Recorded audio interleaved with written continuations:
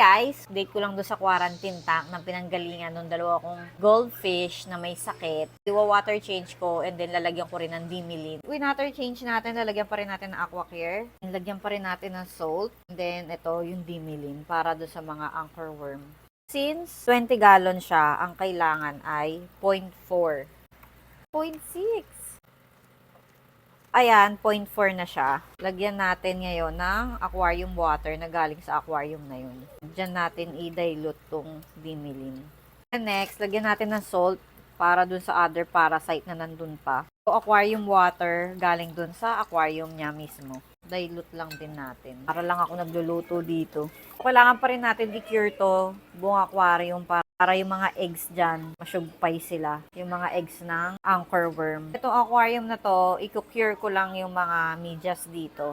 Update na lang ulit after 3 days. Thank you guys for watching. See you again sa ating next video. Bye!